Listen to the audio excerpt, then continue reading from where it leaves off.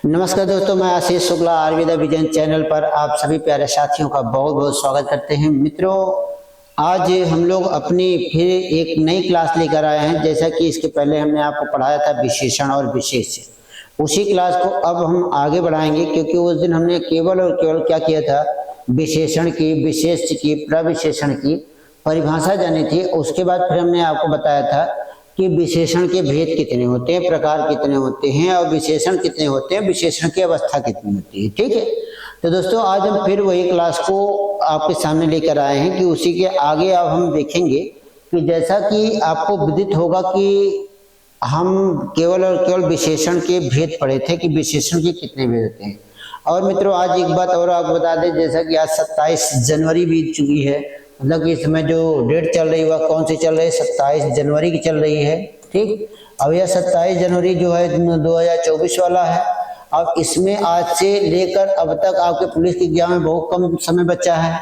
ठीक, पुलिस के एग्जाम में बहुत कम समय बचा है। अब पुलिस के एग्जाम में जब कम समय बचा है, हमें अपने कार्य को, अपनी तैयारी को उसी कम समय में पूरा करना है। ठीक है दोस्तों, तो आज हम मित्रों एक यहाँ पर जो लेके आए हैं वह क्या लेके आए हैं, विशेषण और विशेष्य के भेद लेके आए हैं। किसके?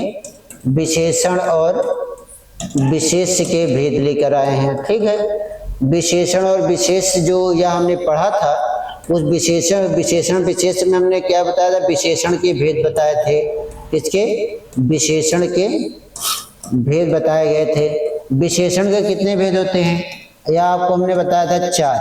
आप अगर कहीं मोबाइल या नेट या कहीं सर्च करते हैं तो आपको 5, 6 या कुछ भी बताया जाए, लेकिन आप हमेशा याद रखिएगा कि जब आपसे विशेषण पूछा जाएगा तो विशेषण के कितने भेद होते हैं, मात्र और मात्र 4 भेद होते हैं। इन्हीं 4 भेदों को जाना जाएगा। ठीक है, इन 4 भेदों में सबसे पहला एक भेद आता है जिसका नाम क्या होता है, सार्वनामिक विशेषण।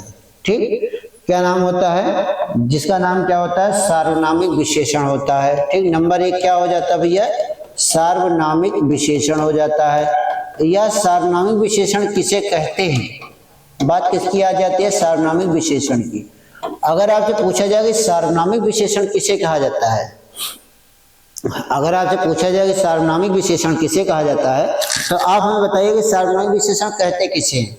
तो मित्र यह ध्यान रखिएगा, कहा जाता है कि पुरुषवाचक और निजवाचक, पुरुषवाचक और निजवाचक सर्वनाम को छोड़कर, निजवाचक सर्वनाम को छोड़कर जब कोई अन्य सर्वनाम शब्द, जब कोई अन्य सर्वनाम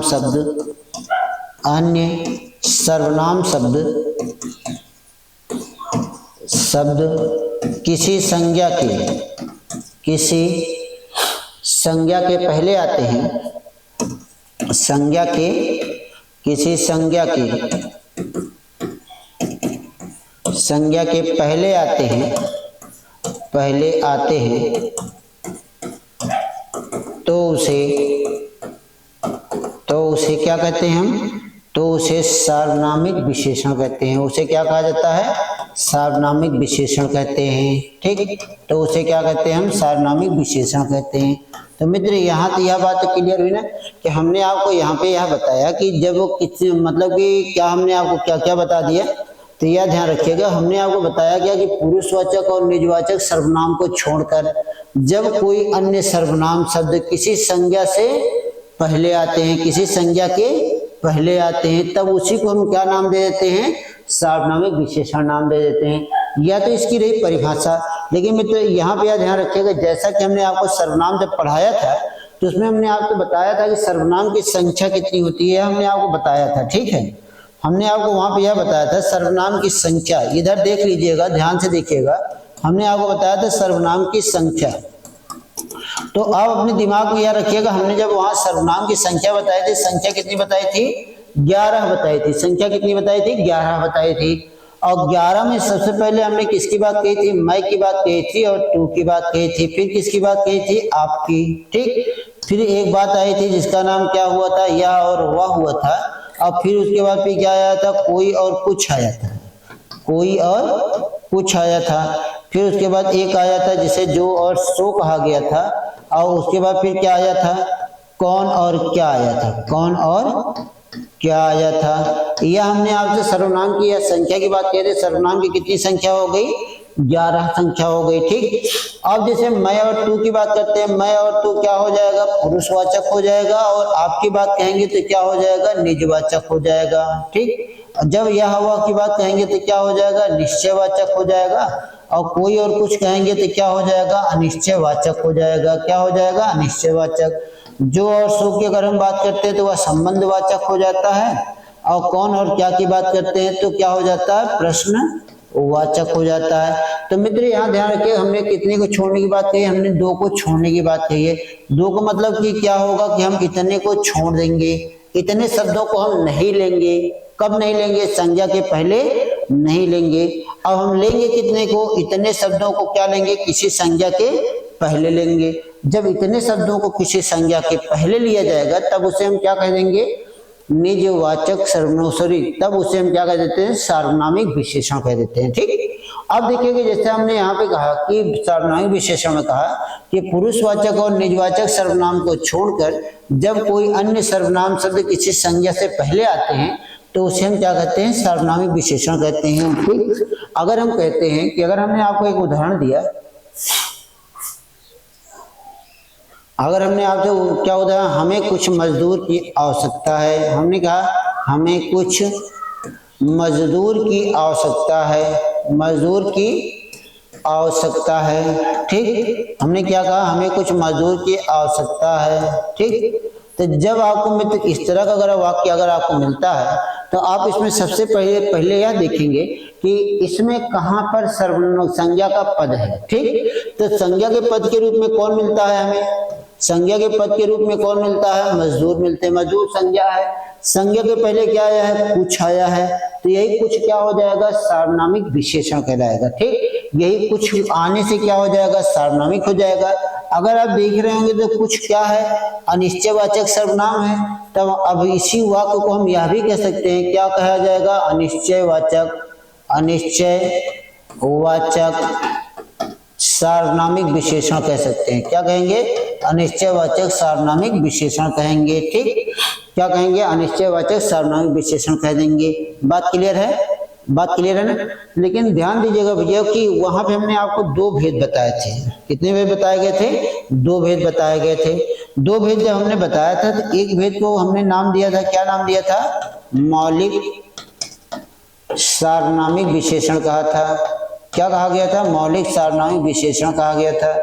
दूसरे को क्या नाम दिया गया था, यौगिक सार्वनामिक विशेषण कहा गया था। ठीक, यौगिक सार्वनामिक विशेषण कहा गया था। ठीक, अब हम चर्चा किस पर करेंगे, मौलिक और यौगिक पर करेंगे। ठीक, किस पर किया जाएगा, मौलिक और यौगिक पर किया जाएगा। तो देखिए सबसे पहले हम क्या कहते हैं, मौलिक सार्वनामिक विशेषण। नंबर 1 क्या हो जाता है, मौलिक सार्वनामिक विशेषण की बात हो जाती है, मौलिक सार्वनामिक विशेषण की बात हो जाती है। ठीक, अब यह मौलिक सार्वनामिक विशेषण होता क्या है, यह आप बताएंगे। यह हमने जैसे कि हमने यहाँ पे यह कहा कि मौलिक सार्वनामिक विशेषण, मौलिक मतलब क्या होता है, मूल। ठीक, अब कहा जाता है जो मूल सर्वनाम, ठीक, मूल सर्वनाम, या इसे कह दिए जो सर्वनाम बिना रूप परिवर्तन के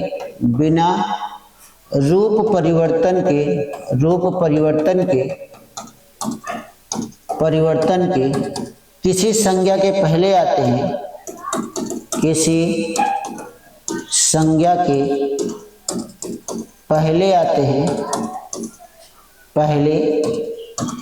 हैं तो उसे क्या नाम दिया जाता है भैया, मौलिक सार्वनामिक विशेषण कहते हैं। तो उसे क्या कहते हैं, मौलिक सार्वनामिक विशेषण कहते हैं। ठीक, तो उसे क्या नाम दिया जाता है, मौलिक सार्वनामिक विशेषण कहते हैं। ठीक, अब मौलिक सार्वनामिक विशेषण कह दिए हमने। आपको क्या बताया यहाँ पर कि जो सर्वनाम बिना रूप परिवर्तन के किसी संज्ञा से पहले आते हैं। अब यहाँ पर यह भी आप क्लियर कर लीजिए, ऐसे कौन कौन से सर्वनाम शब्द हैं कि जो बिना रूप परिवर्तन के संज्ञा के पहले आएंगे। अब यहीं से सारी चीजें क्लियर होती जाएंगी आपकी।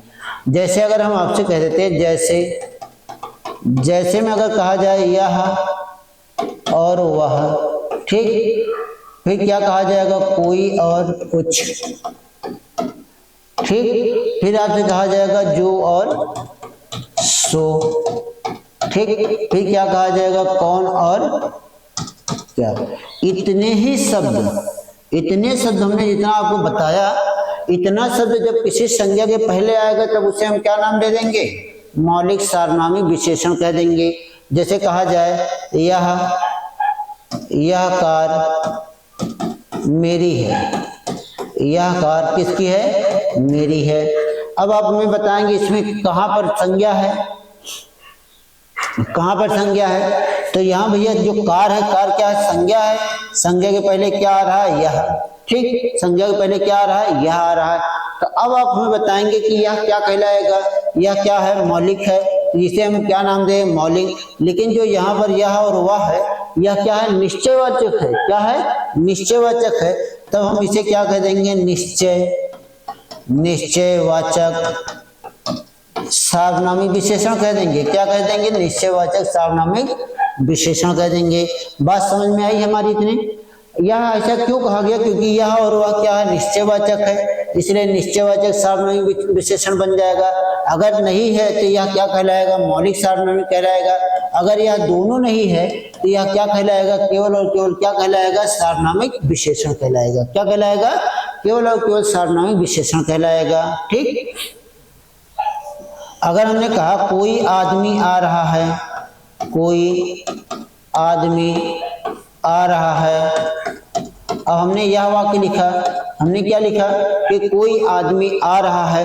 तो अब मित्र यहाँ ध्यान रखिए, आदमी क्या है, संज्ञा है, संज्ञा के पहले क्या आया, वह आया है, वह क्या हो गया, अनिश्चयवाचक हो गया। देखिए यहाँ पर आया है, तो इसे हम क्या कह देंगे, अनिश्चयवाचक, क्या कहेंगे, अनिश्चयवाचक सार्वनामिक विशेषण कह देंगे, ठीक, सार्वनामिक विशेषण कह देंगे, अनिश्चयवाचक सार्वनामिक विशेषण कह देंगे।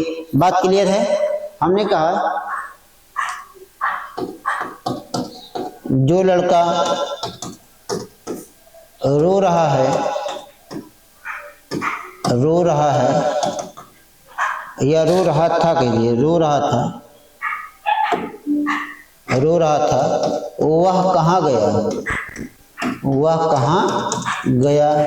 अब इसमें देखिए, इसमें क्या आया है, संज्ञा कहाँ है, लड़का है। अगर आप इसमें सोच रहे हैं यहाँ इसके बाद कोई संज्ञा नहीं दिखाई दे रहे, संज्ञा के तत्काल पहले क्या दिखाई देना, कोई सर्वनाम शब्द दिखाई देना चाहिए। तो यहाँ देखिए जो आया है, जो क्या हो जाएगा, संबंधवाचक सार्वनामिक विशेषण बन जाएगा, ठीक, जो क्या हो जाएगा, संबंधवाचक सार्वनामिक विशेषण बन जाएगा।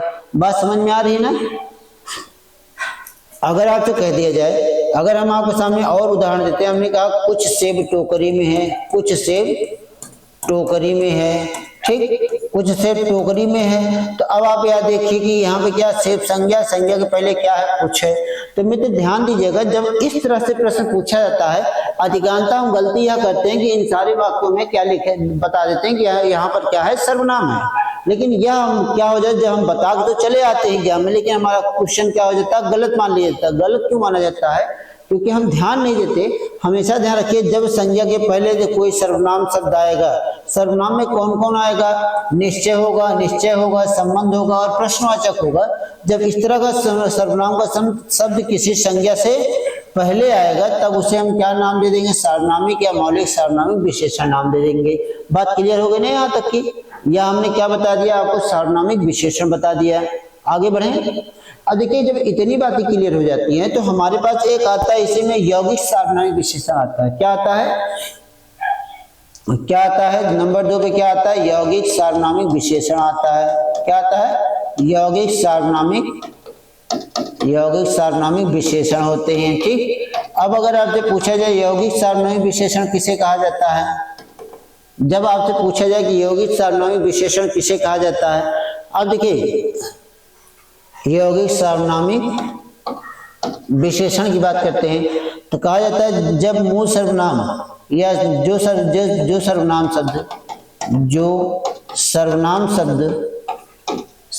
शब्द रूप परिवर्तन करके, क्या करके, रूप परिवर्तन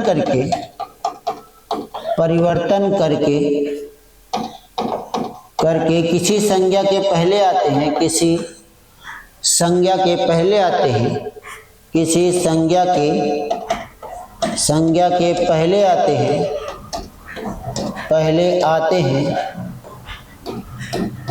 हैं, तो उसे मौलिक सार्वनामिक विशेषण, यौगिक सार्वनामिक विशेषण कहते हैं। तो उसे क्या कहते हैं, यौगिक सार्वनामिक विशेषण कहते हैं। ठीक, तो उसे क्या नाम दे दिया जाता है, यौगिक सार्वनामिक विशेषण नाम दे दिया जाता है। बात क्लियर हो गई। मतलब जो सर्वनाम शब्द रूप परिवर्तन करके किसी संज्ञा के पहले आते हैं तो उसे हम क्या कहते हैं, यौगिक सार्वनामिक विशेषण कह देते हैं। अब जैसे कहा जाए, इसमें क्या हो जाएगा, कहा जाए कितने लोग आए थे। अगर हमने कहा कितने लोग आए थे, अब यहाँ पे भैया देखिए, यहाँ पे संज्ञा वाला पद कौन सा है, लोग के पहले क्या है, कितने आया नहीं है, तो कितने क्या हो जाएगा, यौगिक सार्वनामिक विशेषण हो जाएगा। अगर हमने कहा ऐसा आदमी नहीं देखा, तो ऐसा आदमी नहीं देखा, तो यहाँ आदमी से पहले क्या आया है, ऐसा आया है। ठीक, आदमी से पहले क्या आया, ऐसा आया है, तो ऐसा क्या हो जाएगा, यौगिक सार्वनामिक विशेषण हो जाएगा। ठीक, अगर आपसे पूछा जाए कैसा घर चाहिए आपको, कैसा घर चाहिए, तो यहाँ देखिए घर से पहले क्या आया है, कैसा आया है। तो अब इतनी बातें तो हमारी आपको हम समझते हैं कि इतनी बातें आपको समझ में आ गई होंगी। ठीक, इतनी बातें आपको समझ में आ गई है। तो जब इतनी बातें आपको समझ में आ गई तो यह सब क्या कहलाएगा, यौगिक सार्वनामिक विशेषण कहलाएगा। इसके पहले हमने आपको यह भी बताया था मौलिक सार्वनामिक विशेषण। ठीक, यह हमने मौलिक सार्वनामिक विशेषण बता दिया। और हमने आपको इसके पहले वाली क्लास में बताया था सार्वनामिक विशेषण। क्या बताया था, सार्वनामिक विशेषण ही बताया था। तो यह सार्वनामिक विशेषण के कितने भेद हो गए, 2 भेद हो गए। कौन कौन से, एक मौलिक हो गया, दूसरा क्या हो गया था, यौगिक हो गया था। दूसरा क्या हो गया, यौगिक हो गया। तो यह 2 भेद हमने आपको बता दिया। दोनों के बारे में आप क्लियर हैं एकदम, कोई दिक्कत तो नहीं है। आगे बढ़े, अब अगला देखते हैं। एक बात क्लियर हो गई। नंबर 2 पे हमारे पास एक आता है जिसका नाम क्या होता है, परिमाणवाचक। क्या नाम होता है, परिमाणवाचक सार्वनामिक विशेषण। परिमाणवाचक सार्वनामिक विशेषण हो जाता है। ठीक, परिमाणवाचक सार्वनामिक विशेषण किसे कहते हैं,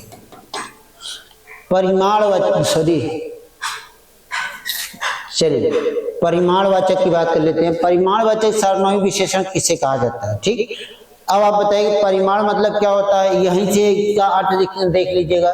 जब परिमाण की बात होती है तो उसी को हम क्या कहते हैं, मात्रा कहते हैं। ठीक, मात्रा कहाँ से आएगी, मापतौल से आएगी। ठीक, किससे आएगी भैया, मापतौल से। जब परिमाण की बात कह दी है तो क्या हो गया, मात्रा की बात हो गई। मात्रा आएगी कहाँ से, मापतौल से आएगी और कहीं से नहीं आएगी।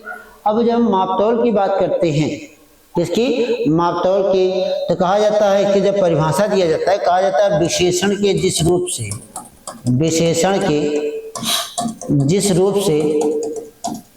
रूप से किसी मापतौल वाली वस्तु का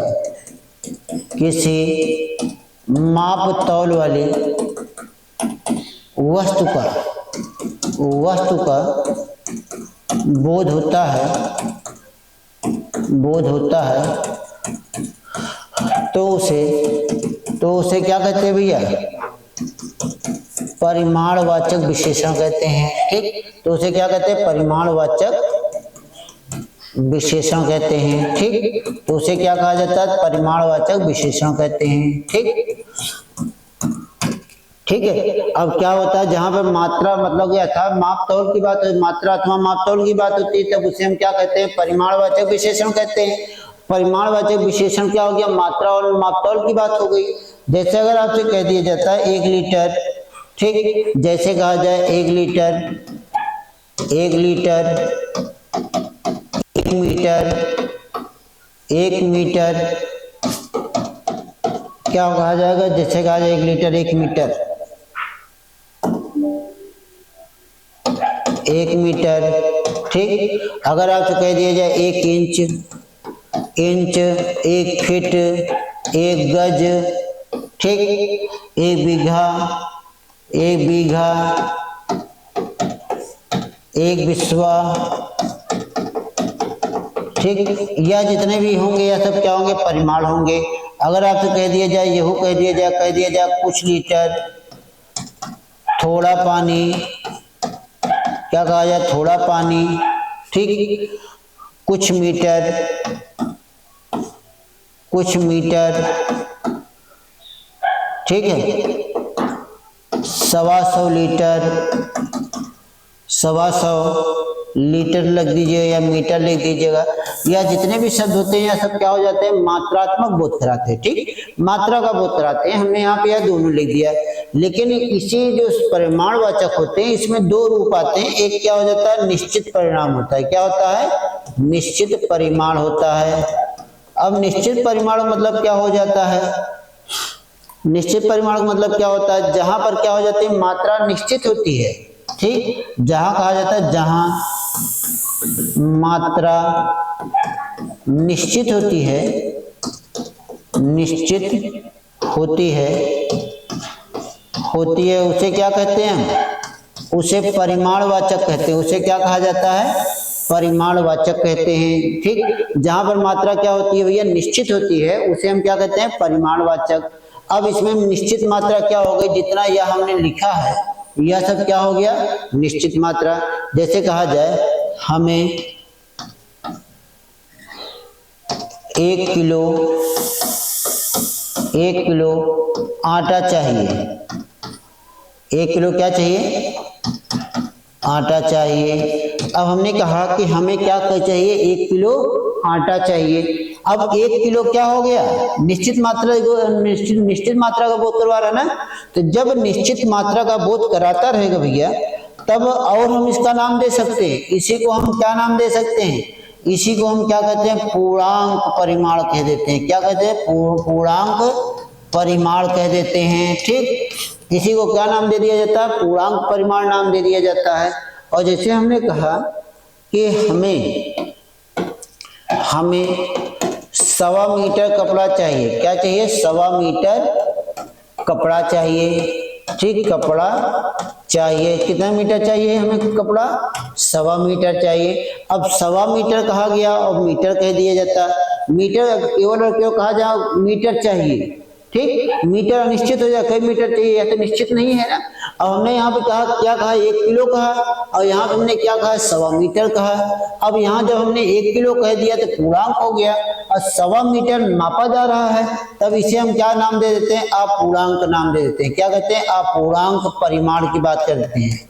किसकी बात करते हैं, अपूर्णांक परिमाण की बात कर देते हैं। बात क्लियर है, किसकी बात करते हैं, अपूर्णांक परिमाण की बात कर देते हैं। तो यह क्या 1.25 मीटर क्या अपूर्णांक है। लेकिन अगर मान लीजिए यही हम कह देते कि हमें 1 मीटर कपड़ा चाहिए, हमें 1 मीटर कपड़ा चाहिए, क्या चाहिए, हमें 1 मीटर कपड़ा चाहिए। अब यहाँ पर क्या हो गया, पूर्णांक हो गया। क्या हो गया, पूर्णांक हो गया। बात समझ में आ गई, ये क्या कहलाया, पूर्णांक कहलाया। तो देखिए मित्रों, जब हम किसी भी चीज पर मात्रात्मक रूप से जुड़ते हैं, जैसे कि या नहीं कि किसी व्यक्ति को आप तौल दीजिए भैया, किसी व्यक्ति को नहीं तौलना है आपको, ठीक है, कि यह आदमी 10 कुंतल है, तो ऐसा नहीं बोलना है। तो व्यक्तियों की कोई माप तौल नहीं होती और मात्राएं निश्चित नहीं होती। तौलने के लिए तौल तो हर एक चीज को सकते हैं, आदमी को तौल सकते हैं, व्यक्तियों को तौल सकते हैं, कुत्ता बिल्ली इनको तौल सकते हैं, इन सब को आप तौल सकते हैं। लेकिन क्या जो मात्रात्मक जो चीजें आएंगी वही क्या हो जाएगी, परिमाणवाचक विशेषण कहलाएगा। अब हमने कहा कि 4 गज मलमल के, अगर हमें एक उदाहरण दिया आपसे, हमने आपसे कह दिया, क्या कह दिया, हमने आपको एक उदाहरण दिया,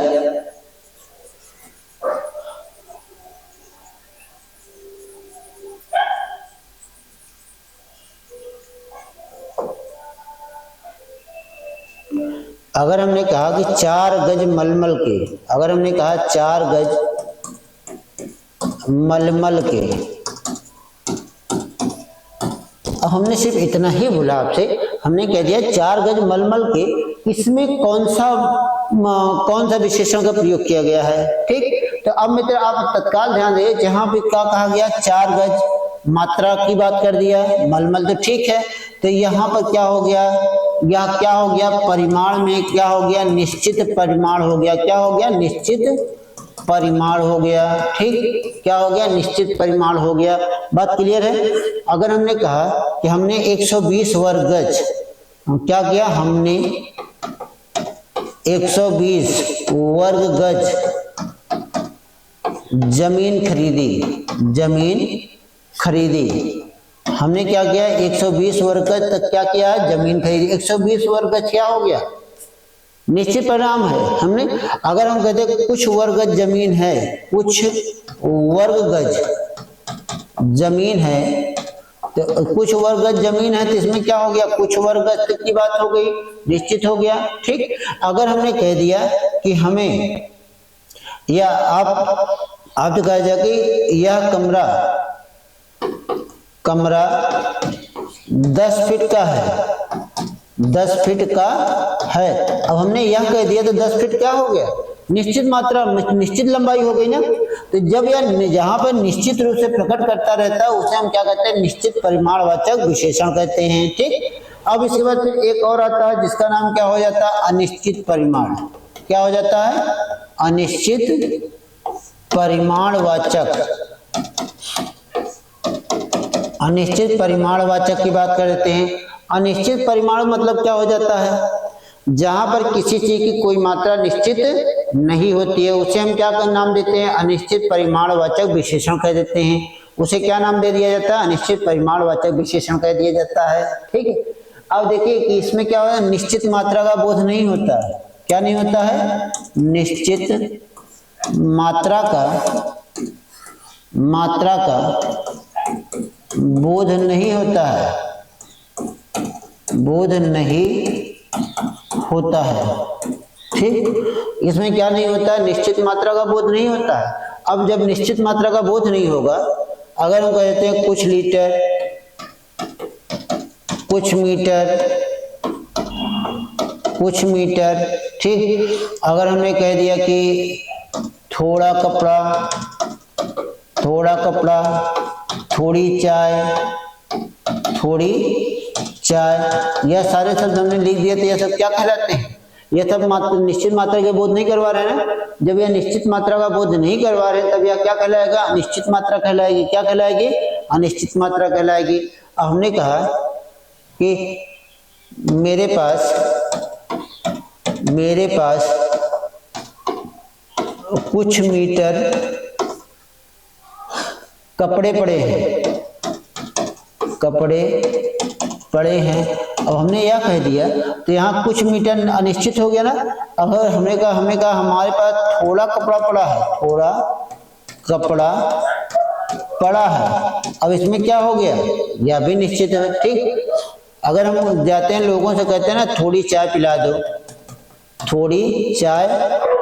पिला दो, ठीक, क्या कहा जाए, थोड़ी चाय पिला दो। इसमें क्या हो जाएगा, भैया, हमने कहा थोड़ी चाय पिला दो, अनिश्चित हो गया। हमने कहा 1 कप चाय पिला दो। अगर मान लो इसी की ओरिजिन हम यहाँ कह देते 1 कप चाय पिला दो, अगर हमने यह वाक्य कह दिया, हालांकि इसमें क्या है, कप में मात्राओं का निश्चित तो है नहीं कि कौन वाला कप है। एक क्या हो जाता है, मेहमानों के लिए स्पेशल कप रखा जाता है, जिसमें कप होता है इतना बड़ा सा, लेकिन चाय उसमें होती है इतनी सी, वो सिर्फ मेहमानों के लिए रखा जाता है, ताकि जब मेहमान आए तो उसी उनको चाय पिलाया जाए, ताकि मेहमान भी सोचे कि कितनी अच्छी चाय मिली थी। मतलब मुंह लगाते चाय खत्म, वो वाला कप जो आता है वह भी है। एक कप ऐसा आता है जो बड़ा सा होता है, लोगों के घर में रखा होता है ना, बड़ा सा कप होता है, उसमें थोड़ी 2 चम्मच चाय डालते हैं। वो अक्सर शुगर फ्री वाले प्रयोग करते हैं। ठीक है, जिनको शुगर हुआ रहता है, मतलब उसमें शक्कर नहीं डालते हैं, तो वो वाले लोग प्रयोग करते हैं। तो देखिए, लेकिन क्या है कि वो कप की मात्रा निश्चित है। तो जैसे कहा गया कि 1 कप चाय चाहिए, हमें निश्चित है कि 1 कप चाहिए, तो यह क्या हो जाता है, निश्चित परिणाम। लेकिन अगर हमने कहा थोड़ी चाय चाहिए, तो थोड़ी चाय क्या हो जाएगा, अनिश्चित परिणाम हो जाएगा। क्या हो जाएगा, अनिश्चित परिणाम हो जाएगा। ठीक है मित्रों, इस चीज को ध्यान रखिएगा। जब मात्रा की बात आएगी तो मात्रा मतलब मात्रात्मक हो जाएगा। अब मात्रात्मक में 2 मात्रा में बांट दीजिएगा। एक को क्या कर दीजिए, निश्चित मात्रा, जैसे 1 कुंटल कहा जाए, 2 कुंटल कहा जाए, 10 किलो कहा जाए, 1 किलो कहा जाए, 2 किलो कहा जाए, तो यह क्या हो जाते हैं, निश्चित हो जाते हैं। लेकिन अगर कहा जाए कुछ, थोड़ा, थोड़ी, बहुत, अत्यंत, यह सारे शब्द के साथ मात्रा के बोध कराया जाए, अर्थात ऐसी वस्तु का बोध कराया जाए जो सिर्फ तौली जा सके, मापी जा सके, जिसके माप निर्धारित हो सके, जिसे हम तौल सकें। तो ऐसे शब्दों को जब हम ऐसी चीजों की बात करते हैं तो वह हमेशा क्या हो जाता है, परिमाणवाचक विशेषण हो जाता है। ठीक, क्या हो जाता है, परिमाणवाचक विशेषण हो जाता है। बात क्लियर है यहाँ तक? अब देखिए कि हम इसी में थोड़ी सी आगे बढ़ते हैं। अब आगे बढ़ते हैं तो हम लोगों को एक मिलता है जिसका नाम क्या हो जाता है,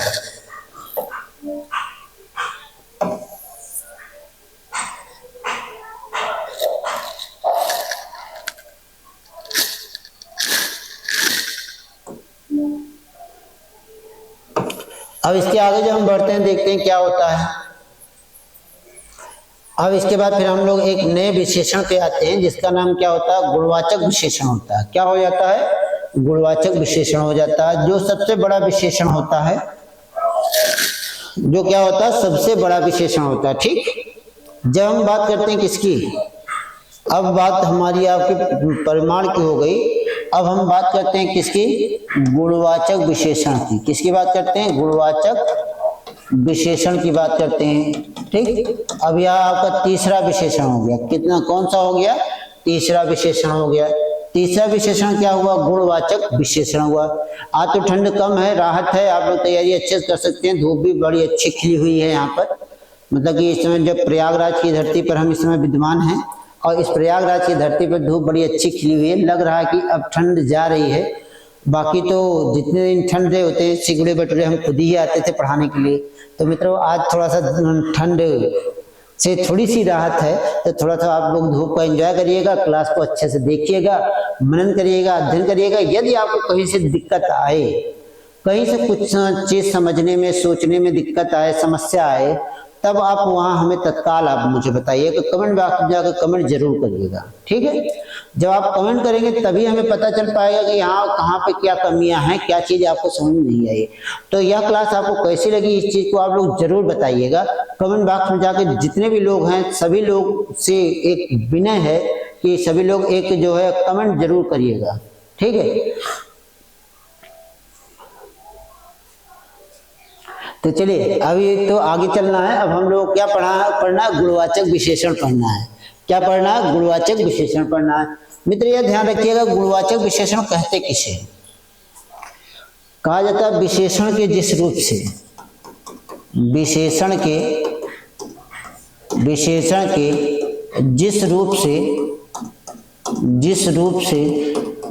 किसी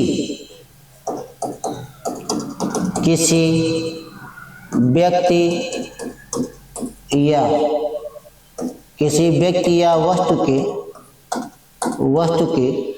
गुण, धर्म, दोष, इसकी बात कर रहे हैं हम, गुण की, धर्म,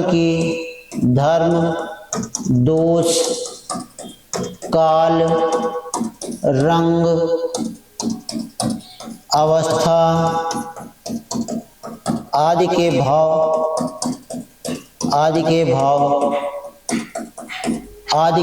क्या होते हैं, लक्षित होते हैं।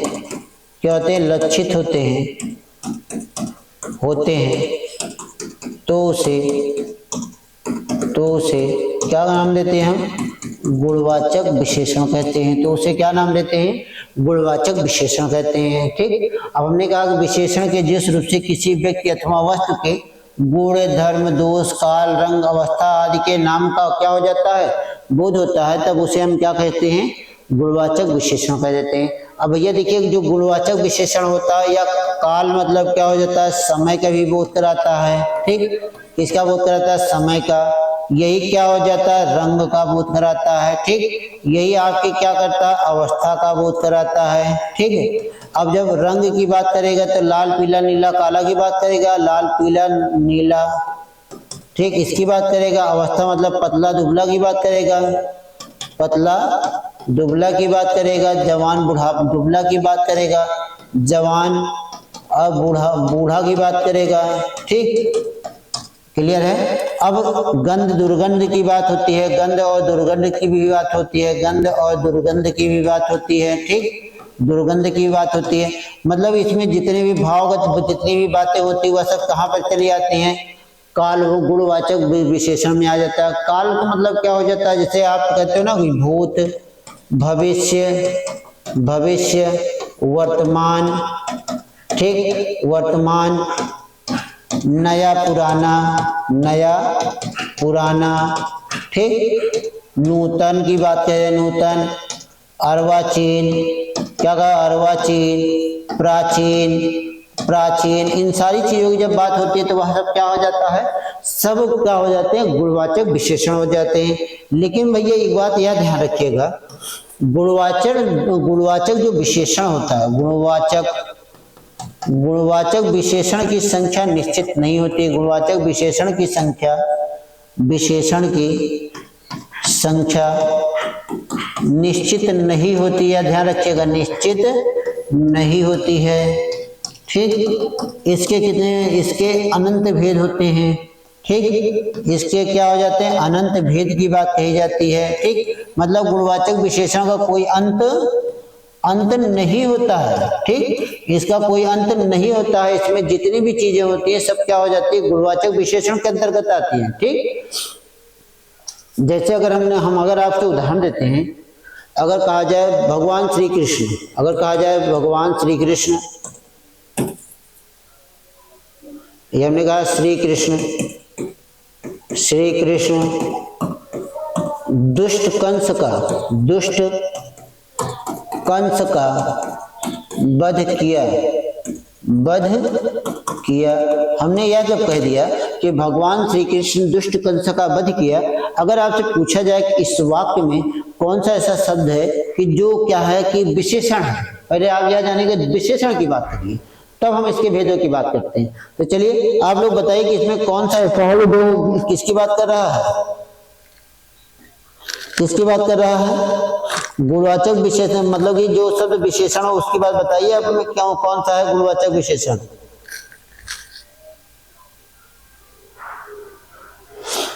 अब देखिए भैया कि जब हम गुणवाचक की बात करते हैं तो गुणवाचक ने पहले, सबसे पहले हम विशेषण की बात करते हैं। इसमें जो दुष्ट है, दुष्ट क्या है, विशेषण है, लेकिन यह दुष्ट क्या हो जाएगा, गुणवाचक विशेषण हो जाएगा। अगर कहा जाए गार्ड ने हरी झंडी दिखाकर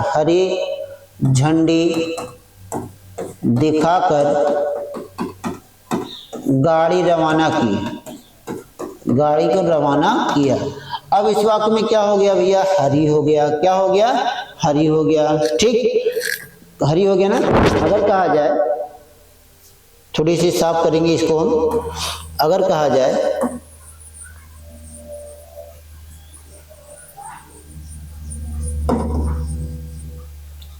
अगर आपसे हमने एक कहा कि मोहन परोपकारी लड़का है, मोहन कैसा लड़का है, परोपकारी लड़का है। मोहन कैसा लड़का है, परोपकारी लड़का है। अब में तो ध्यान रखिएगा, मोहन कैसा लड़का है, परोपकारी। तो क्या हो गया, विशेषण हो गया। विशेषण में कौन सा विशेषण हो गया मित्र, गुणवाचक विशेषण हो गया। ठीक है। अगर कहा जाए वह अत्याचारी रावण के कार्यों से ऊब चुका था। अब अगर हमने यह कह दिया वह अत्याचारी रावण के कार्यों से हम आपको यहाँ पे कहे विभीषण अत्याचारी रावण के कार्यों से ऊब गया था। अब यहाँ पर एक शब्द क्या आया, अत्याचारी आया। अत्याचारी शब्द क्या हो जाएगा, क्या हो जाएगा, गुणवाचक विशेषण हो जाएगा। अब अगर हमने आपसे यहाँ एक कहा, हमने कहा कि मिर्ची, हमने कहा मिर्ची तीखी होती है, मिर्ची क्या होती है, तीखी होती है, ठीक, मिर्ची क्या होती है, तीखी होती है। अब इसमें क्या हो गया, मिर्ची कैसी होती है, तीखी, तीखी क्या हो गया, गुण बदला रहा है ना, गुण बदला रहा। आपने उदाहरण भी सुना होगा, कहा जाता है कि मेरे घर पर लाल गाय है, लाल गाय है। अब इसमें क्या हो गया, लाल जो शब्द आया वो क्या हो गया, गुणवाचक। अगर कहा जाए वह खंडहर है, वह क्या है, खंडहर है, तो खंडहर क्या हो गया, क्या हो गया, विशेषण, ठीक। अगर आपसे कह दिया जाए कि लड़का बेईमान है, बेईमान है, तो बेईमान क्या हो गया, क्या हो गया, गुणवाचक विशेषण हो गया। ईमानदार है तो क्या हो गया, ईमानदार है तो क्या कहा जाएगा, ईमानदार है, ईमानदार क्या हो जाएगा, गुणवाचक विशेषण हो जाएगा। ईमानदार क्या होगा, गुणवाचक विशेषण हो जाएगा। अब अगर आपसे कहा जाए बेईमान, ईमानदार, पुराना, नया, अगर कहा जाए वह घर नया है, अगर हम आपसे कह देते हैं, हमने एक कहा, एक वाक्य लिखा,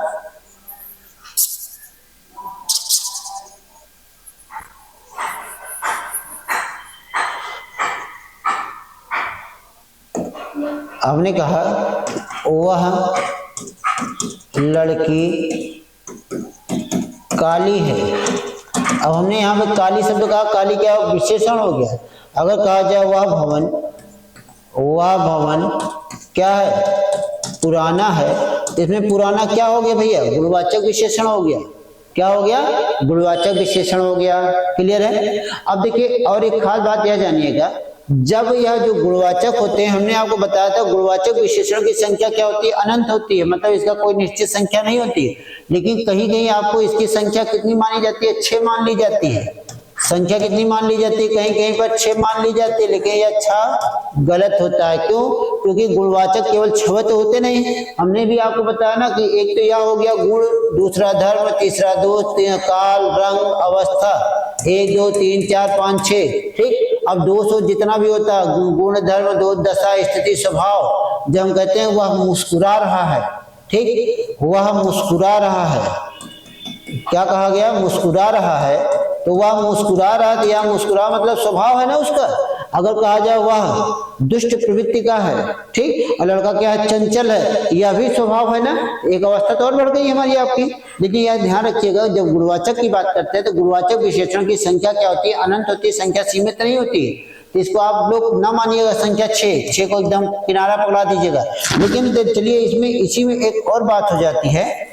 अगर हम यहाँ पे कहते हैं कि गुणों को कम करने के लिए किस शब्द का प्रयोग किया जाता है, ठीक, अगर कहा जाए गुणों को कम करने के लिए किस शब्द को जोड़ा जाता है या किस शब्द का प्रयोग किया जाता है। अब जैसे यह कहा गया, कहा जाता है गुणों को कम करने के लिए, कम करने के लिए सा, से तो हटा दीजिए, सा और सी शब्द को लगाया जाता है, शब्द जोड़ा जाता है। जब हमें किसी का गुण कम करना होता है, सा सी शब्द जोड़ा जाता है, ठीक है। कौन सा, सा सी शब्द जोड़ा जाता है। अब सा सी शब्द क्या हो जाएगा, यहाँ पे याद देखिएगा, जब हम सा सी शब्द कहते हैं कि हमने कहा छोटा सा लड़का, ठीक, हमने कहा छोटा सा लड़का, ठीक, फिर हमने कहा अच्छी सी लड़की, अच्छी सी लड़की कह दिया, ठीक है मित्र। क्या कहा गया, छोटा सा लड़का, अच्छी सी लड़की, या हमने कह दिया। लेकिन ध्यान रखिएगा, यहाँ पे गुण बढ़ाया नहीं जा रहा है, यहाँ गुण को क्या किया जा रहा है, कम किया जा रहा है। हमने कहा छोटा सा मतलब छोटा नहीं है, छोटा सा है, ठीक, मतलब छोटा भी नहीं है, बड़ा भी नहीं है, लेकिन छोटा सा है। अच्छी सी लड़की, अच्छी नहीं है, बस अच्छी जैसी है मान लिया गया उसे अच्छी, बाकी अच्छी है नहीं, ठीक। अगर हम यहीं से सी हटा देते, हम कह देते अच्छी लड़की, एकदम क्लियर हो गया अच्छी लड़की। लेकिन हमने कह दिया कि यहाँ पर सी, तो क्या अच्छी सी मतलब अच्छी तरह है, बाकी बहुत अच्छी नहीं है। तो जब इस तरह की बात कही जाएगी तब वहां पे क्या हो जाता है, इन्हीं शब्दों से क्या किया जाता है, गुणों को कम किया जाता है दोस्तों। चलिए मित्रों, आज यह बात हमारी आपने हमारी यह बात समझी, क्लियर है सबको, सबको समझ में आ गई है, ठीक है। तो हम ईश्वर से कामना करेंगे आप सभी लोग, जितने लोग हमारे साथ जुड़े हुए हैं या जितने भी हमारे परीक्षार्थी मित्र हैं, जितने हमारे छात्र हैं, सभी लोग को सफलता भगवान दे, जल्द से जल्दी वह सिपाही बन के हमें यूट्यूब पर, हमारे इस यूट्यूब पर आए और मैसेज करें सर मेरा सिलेक्शन हो गया है। इसी चीज़ की हम कामना लगातार कर रहे हैं। और आप लोग थोड़ी सी मेहनत करिए और थोड़ी सी मेहनत करके क्या करिए कि आप आपकी बार पार ही कर दीजिए, ठीक है दोस्तों। तो चलिए दोस्तों, आप लोग जितने भी लोग हमारे चैनल को देख रहे हैं, सभी लोग अपने मित्रों को, दोस्तों को चैनल को शेयर करिएगा और ज़्यादा से ज़्यादा सब्सक्राइब करवाइएगा। जो लोग सब्सक्राइब नहीं किए हो सब्सक्राइब भी कर लेंगे। चलिए आज की क्लास बस यहीं पर समाप्त होती है। जय हिंद, जय भारत।